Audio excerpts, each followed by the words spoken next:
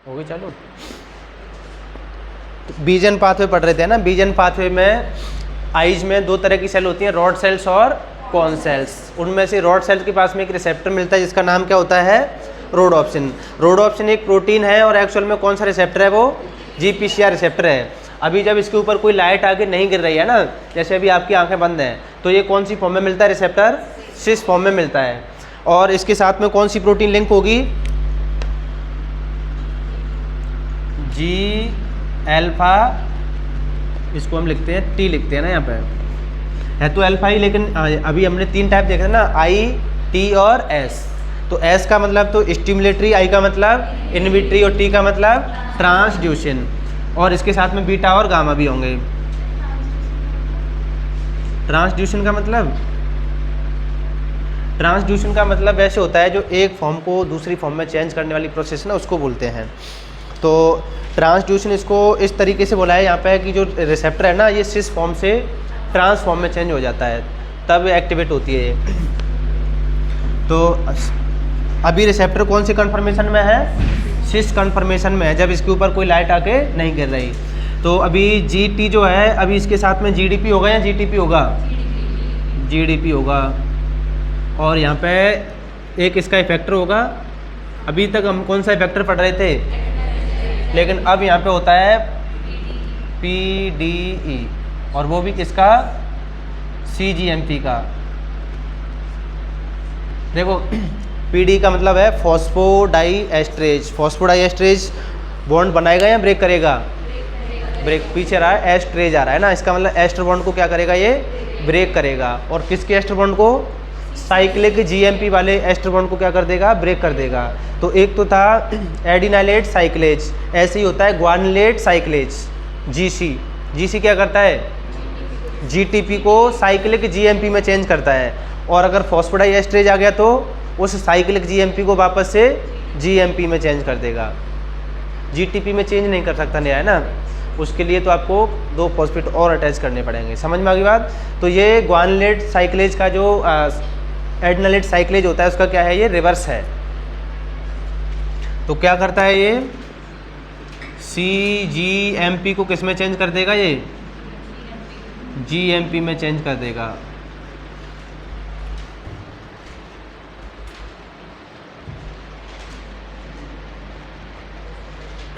अब सेल के पास में बहुत सारे रिसेप्टर होते हैं, जैसे ये एक रिसेप्टर है और चैनल की तरह काम करता है। ये आपका cyclic GMP gated Na+ channel. ये चैनल कब ओपन होगा, जब इसके साथ में साइक्लिक GMP आके क्या करेगा, बाइंड करेगा, है ना। साइक्लिक GMP से ओपन होता है चैनल। ऐसे ही आपके ये मैंने बना दिया, मान लो कौन सा, लीकी K+, ये कब ओपन होगा, ये ऑलवेज ओपन रहता है ना, लीकी K+। ऐसे ही आपका होता है कैल्शियम +2, ये मैंने बना दिया मान लो वोल्टेज गेटेड Ca+2। ये ऐसा चैनल है कि -70 पे तो ओपन रहता है, लेकिन वोल्टेज आपने चेंज कर दी तो ये क्या हो जाता है, बंद हो जाता है। तो अभी सेल का मेम्ब्रेन पोटेंशियल कितना होगा जब कोई सिग्नलिंग नहीं चल रही, तब -70 होगा। -70 मिलीवोल्ट पे ये वाली प्रोसेस चल रही होगी। फॉस्फोडाइएस्ट्रेज क्या कर रहा होगा, साइक्लिक GMP को GMP में चेंज कर देगा। लेकिन होगा क्या, अभी ये फॉस्फोडाइएस्ट्रेज एक्टिव या इनएक्टिव, अभी कैसा होगा शुरुआत में, अभी ये इनएक्टिव मिलता है। यहाँ पे बाइंडिंग साइट है किसके लिए,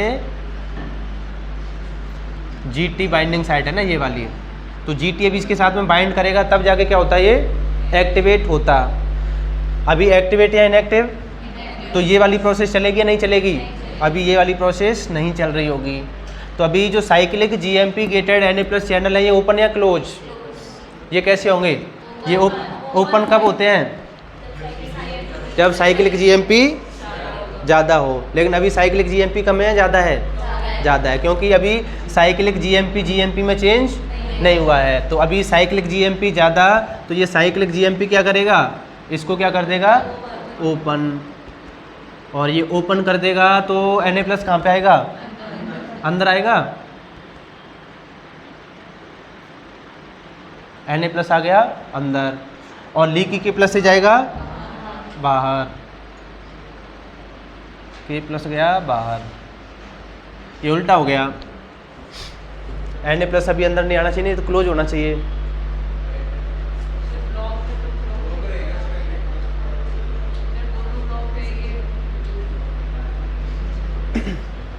ये भी रहना चाहिए ब्लॉक।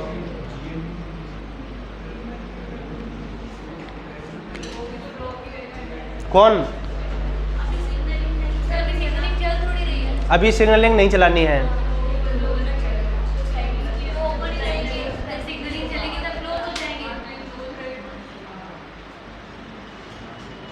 अच्छा, सिग्नलिंग चलानी नहीं है अभी। अभी ओपन रहेगा ना तो ये -70 मिलीवोल्ट बना रहेगा। आप उसका बता रहा हूँ ना, अभी Na+ अंदर आता रहेगा ना तो ये -70 से क्या होगा, हाइपर पोलराइजेशन या डीपोलराइजेशन। Na+ जब भी अंदर आएगा तो डीपोलराइजेशन, मतलब -55 मिलीवोल्ट तक हो जाएगा ना ये। और ये तो हमेशा ओपन रहता है ना। अब जब ये -55 मिलीवोल्ट हो जाएगा तो कैल्शियम +2 चैनल ओपन -55 मिलीवोल्ट पे। उल्टा मत करवा देना, नया उल्टा हो गया। तो इधर से कौन आएगा अंदर? देखो कुल मिला के बात ये है कि यहाँ पे बेस साइकिल में कौन भरा हुआ है? ग्लूटामेट है।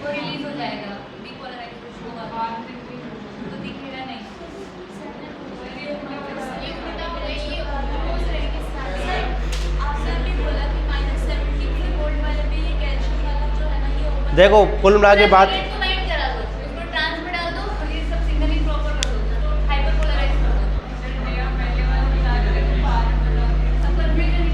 लाइट की प्रेजेंस वाला बनाते हैं ना। मान लो कि ये लाइट आके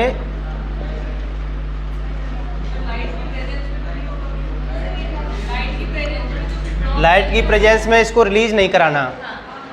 ग्लूटामेट क्या करता है, बीजन को ब्लॉक करता है। अगर ये रिलीज करा दिया आपने सेल से बाहर तो आपको दिखाई नहीं देगा। जब तक ये सेल के अंदर रहेगा तब तक दिखाई देगा। तो अब जैसे लाइट आई तो लाइट की प्रेजेंस में आपको दिखता है या नहीं दिखता? लाइट की प्रेजेंस में दिखता है। इसका मतलब रिलीज कराना या नहीं कराना? नहीं कराना। ये एक लाइन रटनी है आपको बस। ग्लूटामेट क्या करता है, बीजन को ब्लॉक करता है। अगर ये रिलीज हो गया सेल से बाहर तो क्या होगा, दिखाई नहीं देगा। मतलब ये एक न्यूरोट्रांसमीटर की तरह काम करता है।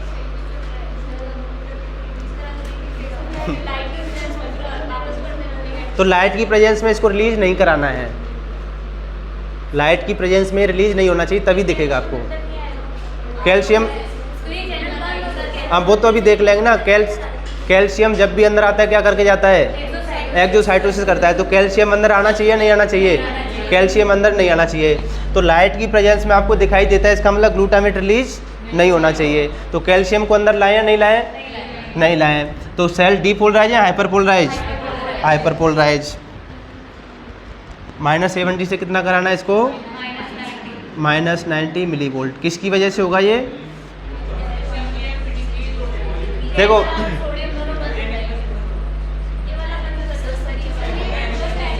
हाँ नहीं, अब सही बनेगा ना। लाइट आई, लाइट की प्रेजेंस में जो G-अल्फा का GDP चेंज हो गया। अब जो साइक्लिक GMP है ये किस में चेंज हो जाएगा? GMP में चेंज हो जाएगा ना। और ये GDP किस में चेंज हो जाएगी? GTP में। तो ये तो यहाँ पे जाके कर जाएगी बाइंड। कौन सी फॉर्म में? GTP वाली फॉर्म में ना। अब ये CGMP किस में चेंज हो गया? GMP में। अब जैसे ही GMP में चेंज हो गया तो Na+ चैनल क्या हो जाएंगे? ये ओपन कब होते हैं? जब CGMP इनके साथ में बाइंड करता है तब ओपन होते हैं। लेकिन अभी CGMP की कंसंट्रेशन क्या हो गई? कम। किस में चेंज हो गया वो? GMP में। तो ये चैनल ओपन से क्या हो जाएगा? क्लोज हो जाएगा। तो ये क्लोज का साइन होता है ना ऐसा। ये चैनल हो गया क्लोज। चैनल क्लोज हो गया तो क्या Na+ अंदर आएगा? नहीं आएगा। Na+ अंदर नहीं आएगा। लेकिन K+ बाहर जाएगा। K+ बाहर जाएगा। जब पॉजिटिव आयन बाहर जाएगा तो वोल्टेज पोटेंशियल -70 से -90 है ना, अंदर नेगेटिव चार्ज बढ़ जाएगा। और -90 पर जो वोल्टेज गेटेड चैनल होते हैं ये क्या हो जाएंगे? ब्लॉक। तो कैल्शियम अंदर आएगा या नहीं आएगा? नहीं आएगा। कैल्शियम अंदर नहीं आएगा तो वेसाइकल में जो ग्लूटामेट है ये रिलीज होगा या नहीं होगा? नहीं होगा। ग्लूटामेट रिलीज कब होगा? जब कैल्शियम अंदर आएगा। ये तो आपको पहले ही बता दिया कि कैल्शियम जब भी आता है तो क्या करता है? एक्सोसाइटोसिस करता है। लेकिन अब यहाँ पे कैल्शियम अंदर नहीं आएगा तो ये ग्लूटामेट जो है सेल के अंदर ही रह जाएगा। तो अब दिखाई देगा या नहीं देगा? दिखाई देगा, क्योंकि ग्लूटामेट अगर रिलीज हो जाता तो ये बीजन को क्या कर देता? ब्लॉक कर देता। तो अभी अपने को दिखाई देगा। तो नो एक्सोसाइटोसिस ऑफ ग्लूटामेट। समझ में आ गई बात? इसमें जो क्वेश्चन आता है वो स्टेप्स के ऊपर आता है ना, इनका सीक्वेंस पूछता है कि इवेंट्स का सीक्वेंस क्या क्या होता है। तो सबसे पहले तो क्या होगा? हाँ हाँ हाँ, सिस फॉर्म से अब ये लाइट गिरने से ट्रांस में चेंज हो जाएगा। पहले सिस में था, लाइट की एब्सेंस में लाइट गिरेगी तो सिस से किस में चेंज हो जाएगा? ट्रांस में। तो जी टी है वो किस में चेंज हो जाएगा? जीडीपी, जीटीपी में चेंज हो जाएगा ना, जीडीपी से। ये नहीं आता यहाँ, इवेंट्स का सीक्वेंस आता है ना, वो मैं सीक्वेंस आपको लिखा दूंगा ना, कैसे क्वेश्चन पूछा जाता है यहाँ से। सबसे पहले क्या हुआ था? Light incident. लाइट इंसिडेंट होने के बाद में सिस फॉर्म किस में चेंज हो गई? ट्रांसफॉर्म में। और जो जीटी का जीडीपी था वो किस में चेंज हो गया? जीटीपी में चेंज हो गया। फिर उसके बाद में जो उसका इफेक्टर था फॉस्फोडाई एस्ट्रेज, वो क्या करेगा? साइक्लिक जीएमपी को जीएमपी में चेंज करेगा। तो उसकी वजह से हाइपर पोलराइजेशन या डीपोलराइजेशन? हाइपर पोलराइजेशन होगा ना। Na+ चैनल क्लोज या ओपन? Na+ channel close. तो पहले Na+ चैनल का क्लोज लिखना पड़ेगा, उसके बाद में क्या होगा? हाइपर पोलराइजेशन होगा। फिर उसके बाद में हाइपर पोलराइजेशन के बाद में Ca+2 चैनल क्लोज, और Ca+2 चैनल क्लोज तो नो एक्सोसाइटोसिस। ये याद रखना है बस आपको, है ना। ये तो कोई दिक्कत वाली बात नहीं है, सीक्वेंस पूछा जाता है इसमें। ये डायग्राम बना लो आप जल्दी से। हाँ सही है। क्या? देखो अगर आपको कन्फ्यूजन है तो मैं दोबारा से बना देता हूँ, पूरे को बना दूँ दोबारा से। हाँ बताओ। हाँ, वोल्टेज गेटेड Na+ चैनल के क्लोज होने की वजह से। अगर वो क्लोज नहीं होता तो दोनों मेंटेन रखते हैं ना एक दूसरे को।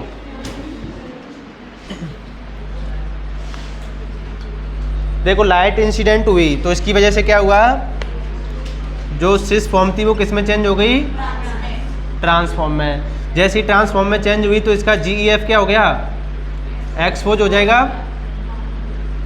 अब GEF एक्सपोज होके क्या करेगा? जो GT था उसके GDP को किस में चेंज कर देगा? जो इसका GDP है वो चेंज हो गया GTP में। अब ये कहाँ पे जाएगा? यहाँ पे जाएगा। तो अब क्या करेगा ये? साइक्लिक GMP को किस में चेंज कर देगा? GMP में। तो साइक्लिक GMP की कंसंट्रेशन बढ़ गई सेल में या कम हो गई? कम हो गई। तो कम हो गई तो जो cyclic GMP gated Na+ channel थे वो क्या हो जाएंगे? अब CGMP गेटेड Na+ चैनल क्या हो जाएंगे? अब क्लोज हो जाएंगे। ये कब ओपन रहते हैं? जब सेल में साइक्लिक GMP ज़्यादा होता है। लेकिन अभी क्या हो गया? कम हो गया। वो किस में चेंज हो गया है? GMP में। जब ये Na+ चैनल क्लोज हो गए तो Na+ अब अंदर नहीं आ पाएगा। लेकिन कौन से चैनल अभी भी ओपन है? Leaky K+। तो लीकी K+ से कौन बाहर जाएगा? K+ बाहर जाएगा। तो जब पॉजिटिव चार्ज बाहर जाएगा तो सेल का जो वोल्टेज पोटेंशियल है वो -70 मिलीवोल्ट से कितना हो जाएगा? -90 मिलीवोल्ट हो जाएगा। ये डीपोलराइजेशन है हाइपर पोलराइजेशन? Hyper polarisation. और -90 पे क्या होता है? जो वोल्टेज गेटेड Ca+2 चैनल क्या हो जाएंगे? क्लोज। तो Ca+2 अंदर आएगा या नहीं आएगा? नहीं आएगा। और जब तक Ca+2 अंदर नहीं आएगा तो वेसाइकल का एक्सोसाइटोसिस नहीं होगा। इन वेसाइकल में कौन था? ग्लूटामेट।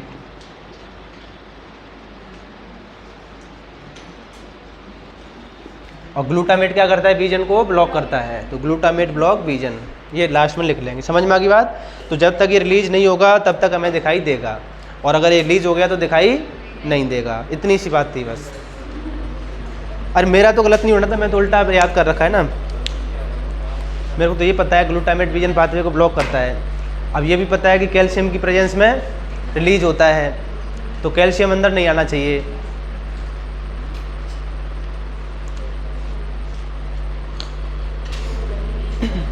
हाँ ईमानी बताओ। अभी ज़्यादा थोड़ी हुआ है ईमानी।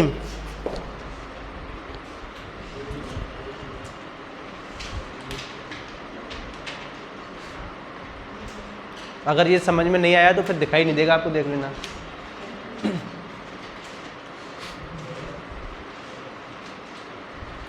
तो दीपिका ज़्यादा लाइट की प्रेजेंस में ज़्यादा दिखेगा या कम दिखेगा फिर? ज़्यादा लाइट में ज़्यादा दिखेगा या कम दिखेगा? ज़्यादा लाइट में तो ज़्यादा दिखना चाहिए ना, सिस फॉर्म ट्रांस पे चेंज हो रही है पूरी पूरी।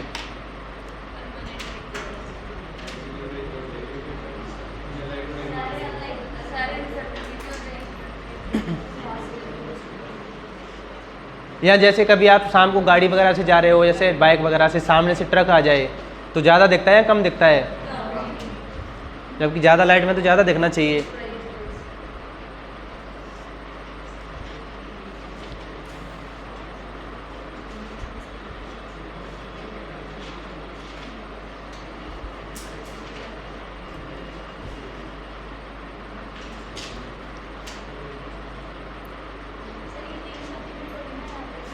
सब जगह 3 है, हर जगह पे ट्राइमेरिक GTPase है।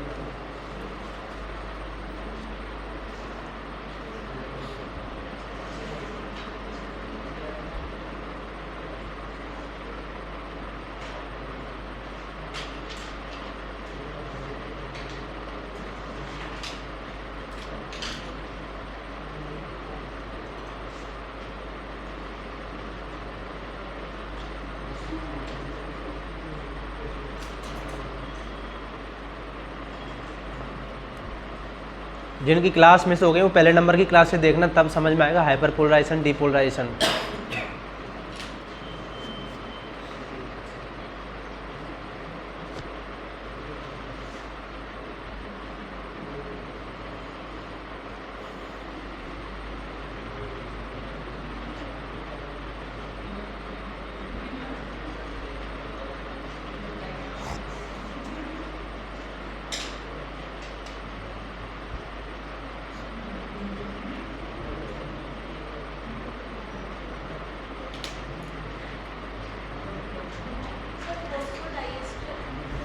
फॉस्फोडाइएस्ट्रेज,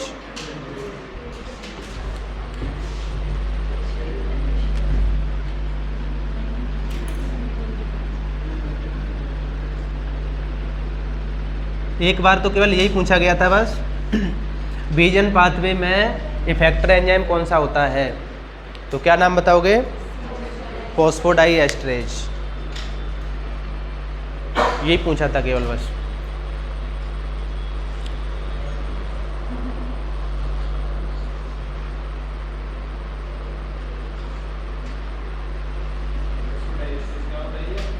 विजन पाथवे में इफेक्टर एंजाइम है।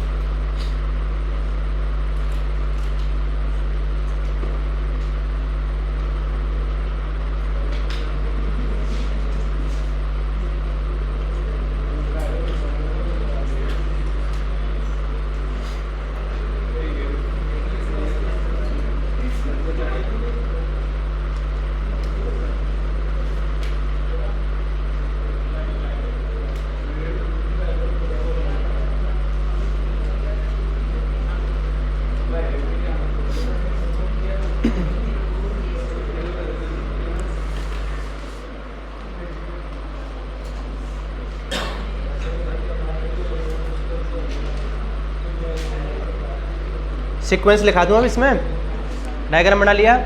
यहाँ बिना उसके भी लिख सकते हो आप, जब लाइट नहीं आएगी तो क्या होगा, सिस फॉर्म सिस में ही रहेगी, और उसके बाद में ये जीडीपी वाली फॉर्म में रहेगा, और ये एक्टिवेट होगा या ब्लॉक रहेगा, ब्लॉक रहेगा। तो ये सीजीएमपी जीएमपी में चेंज नहीं होगा। जब ये सीजीएमपी का लेवल ज़्यादा रहेगा तो ये चैनल क्या रहेंगे, ओपन। तो Na+ अंदर आता रहेगा, तो उसकी वजह से -70 मिलीवोल्ट बना रहेगा ये। और लीकी K+ चैनल तो ओपन रहेंगे ऑलवेज। और जब ये -70 जब Na+ अंदर आएगा, जब Na+ अंदर आएगा तो ये Na+ की वजह से कहाँ तक पहुँच जाएगा, -50 से -55 तक पहुँच जाएगा। तो -55 पे ये चैनल क्या रहेंगे, ओपन। और ओपन रहेंगे तो कैल्शियम+2 आएगा अंदर, तो इनका हो जाएगा एक्जोसाइटोसिस। तो दिखाई देगा या नहीं देगा, नहीं देगा। तो आप एक अपोजिट डायग्राम भी बना सकते हो। ये तो प्रेजेंस ऑफ लाइट में था, अब एक एब्सेंस ऑफ लाइट में और बना लो।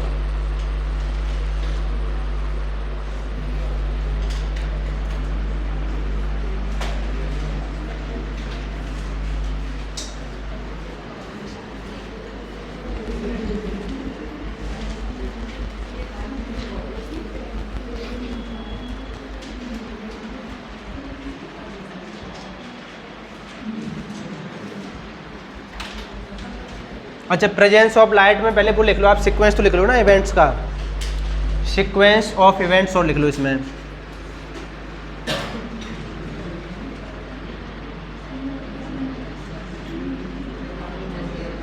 Sequence of events. सबसे पहले क्या हुआ था बताओ, इंसिडेंट ऑफ लाइट। लिखो incident of light on rhodopsin, incident of light on rhodopsin. Second number पर क्या हुआ था, cis form change in transform. दूसरे नंबर पर क्या हुआ था, cis form change in transform.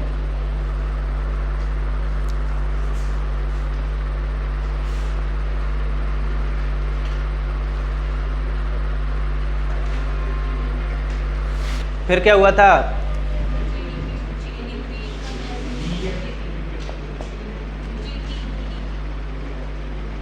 GT GDP change into GTP.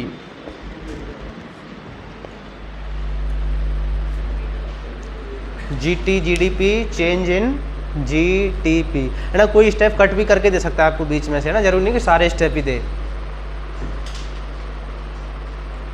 Sequence उल्टा सीधा नहीं होना चाहिए बस, है ना। बाकी स्टेप कट करने का अधिकार उसके पास सुरक्षित है ना, कट कर सकता है वो, लेकिन सीक्वेंस आगे वाले को पीछे नहीं लिख सकता वो। जैसे जरूरी नहीं कि ये वाला स्टेप आपको दे एग्जाम में, नहीं भी दे सकता है।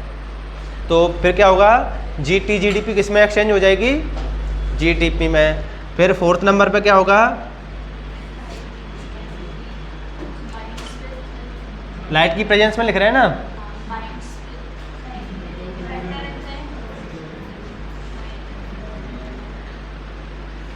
Decrease level of CGMP। किससे, अरे सबको एक आध स्टेप छोड़ भी दो ज़्यादा हो जाएगा फिर क्या होगा, डिक्रीज लेवल ऑफ CGMP। या पहले लिखना चाहो तो वो लिख सकते हो आप, है ना, एक्टिवेशन ऑफ इफेक्टर एंजाइम। इससे पहले एक्टिवेशन होगा ना इफेक्टर का, छूट गया तो छूट जाने दो, वो सब आपको पता है ना। अब लिखो डिक्रीज लेवल ऑफ CGMP। फिर इसके नेक्स्ट क्या होगा, closure of Na+ channel. Na+ channel क्या हो जाएंगे, K+ लीकी चैनल ओपन। अब क्या होगा, hyper polarisation.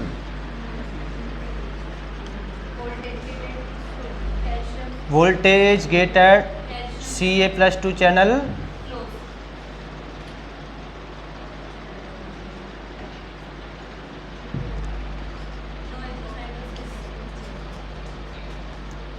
No exocytosis of glutamate, ये होता है ना। ये सीक्वेंस याद रखना है आपको। एक्टिवेशन ऑफ इफेक्टर कहाँ पे आएगा इसमें, किस किस के बीच में आएगा? Activation of effector decrease level of CGMP के ऊपर आएगा या नीचे आएगा? इसके ऊपर आना चाहिए ना। यही क्वेश्चन पूछा गया था विजन पाथवे में, इफेक्टर कौन सा होता है? तो कौन सा होता है? फॉस्फोडाइएस्टरेज।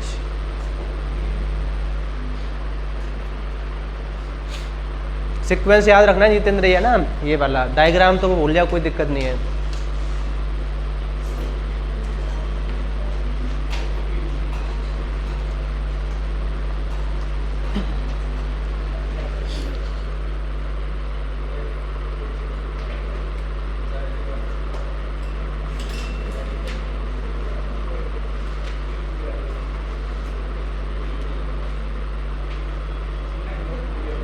तो अपन बोलते हैं ना कि विटामिन ए खाना चाहिए, विटामिन ए से ज़्यादा अच्छा दिखाई देता है, सही बात है कि?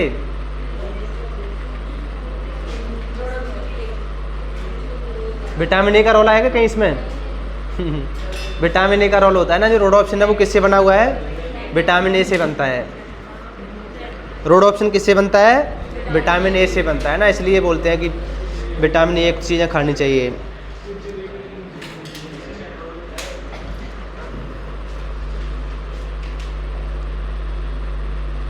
अब इसका एक रिवर्स डायग्राम बनाओगे?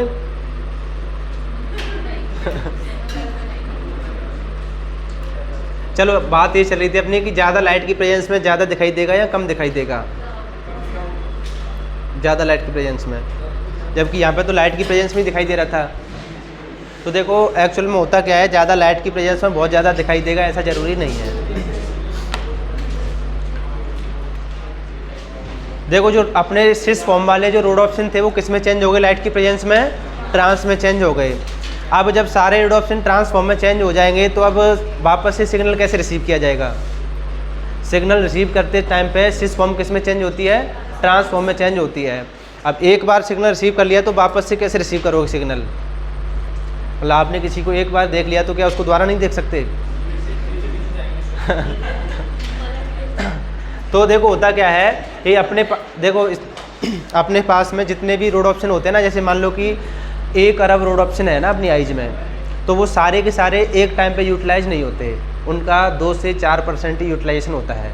जैसे 100 रोडोप्सिन है तो उनमें से 2-4 रोडोप्सिन अभी काम में आ रहे हैं, बाकी सब कौन सी फॉर्म में? अभी भी सिस फॉर्म में है। फिर जब तक ये सिस फॉर्म वाले ट्रांस में चेंज हो जाएंगे, अब दूसरी बार सिग्नल रिसीव करने के लिए बाकी वाले काम में आ जाएंगे 2 से 4%, तब तक ये रिसाइकिल हो जाएंगे ना। ट्रांस से किस में चेंज हो जाएंगे? मतलब जैसे लाइट इंसिडेंट होती है तो सारे रोडोप्सिन पे इंसिडेंट नहीं होती, जिन पे इंसिडेंट होगी वो तो सिस से किस में चेंज हो जाएंगे? ट्रांस में। जिनके पास लाइट नहीं पहुंचेगी वो ट्रांस से किस में चेंज हो जाएंगे? सिस में। तो ऐसे ये रिसाइकल होते रहते हैं, एक टाइम पर सारे रोडोप्सिन यूज में नहीं आते। तो ये प्रोसेस ऐसे चलती रहती है ना रिसाइकल में। अभी जो 2% यूज में आ रहे हैं वो नेक्स्ट टाइम यूज में आएंगे ना, अभी जब तक उनका क्या हो जाएगा? रिसाइकल हो जाएगा। लेकिन कभी कभी क्या होता है कि लाइट बहुत ज़्यादा इंसिडेंट हो जाती है, तो जो मोस्टली रोडोप्सिन है वो सिस फॉर्म से किस में चेंज हो जाते हैं? ट्रांस फॉर्म में चेंज हो जाते हैं। तो अब नया सिग्नल रिसीव ही नहीं कर सकती आइज, तो इस वजह से ज़्यादा लाइट की प्रेजेंस में दिखाई नहीं देता। समझ में आ क्यों दिखाई नहीं देता? क्योंकि ज़्यादा लाइट की प्रेजेंस में मोस्टली रोडोप्सिन सिस फॉर्म से किस में चेंज हो जाएंगे? ट्रांसफॉर्म में। तो अब सिग्नल रिसीव करने के लिए नए रोडोप्सिन नहीं बचते। तो उसके लिए फिर क्या करते हैं कि ज़्यादा लाइट की प्रेजेंस में जैसे अपनी आइज़ बंद हो जाती है ना, तो फिर अंधेरा हो जाता है, इतने में वो क्या हो जाते हैं? वापस से रिकवर हो जाते हैं ना, रीजनरेट हो जाते हैं।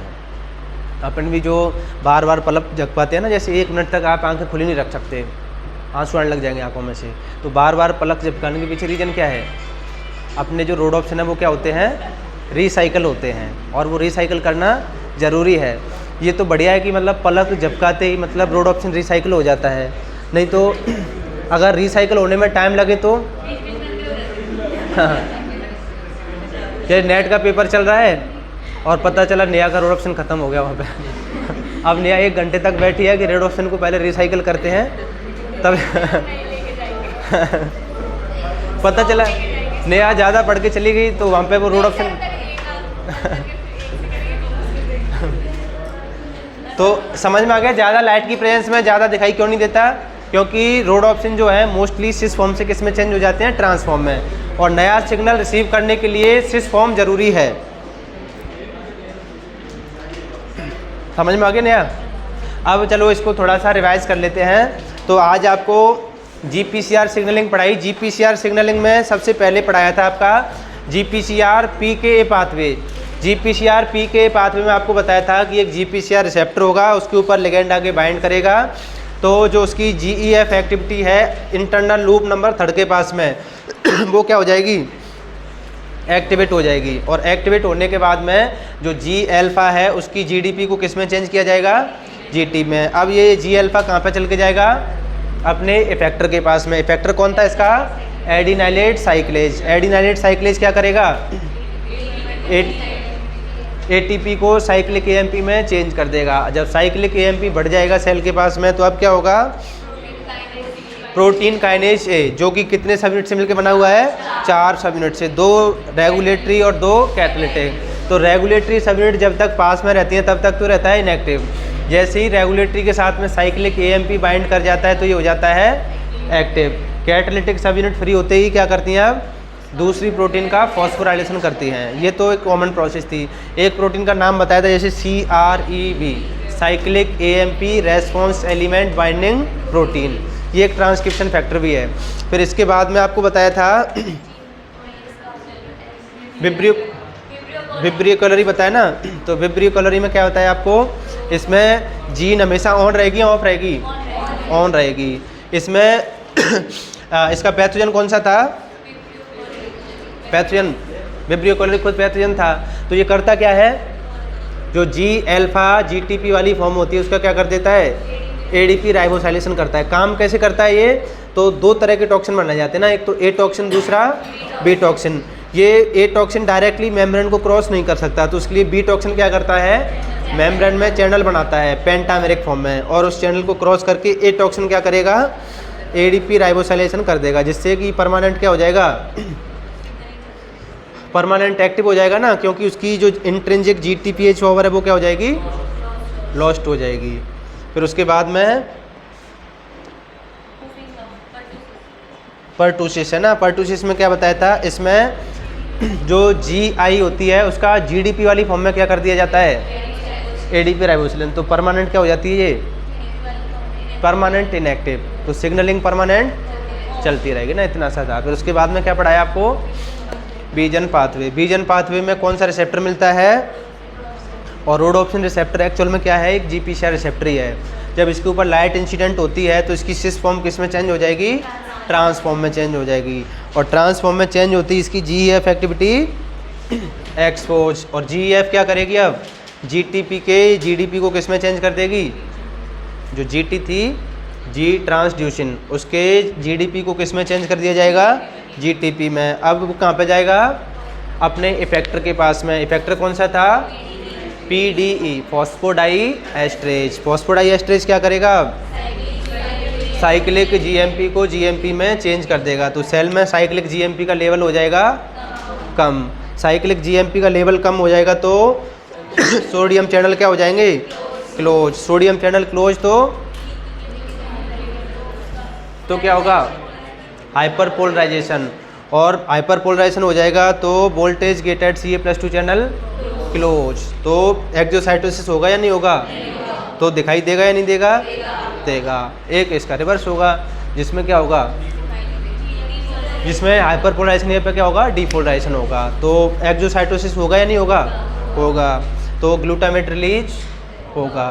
तो एक लाइन लास्ट में तो लिख लेना, glutamate releasing of glutamate blocks बीजन पाथवे, लिख लेना ना एक line, releasing of glutamate blocks बीजन पाथवे। कॉपी अंदर रख ली क्या, घर जाके लिख लेना।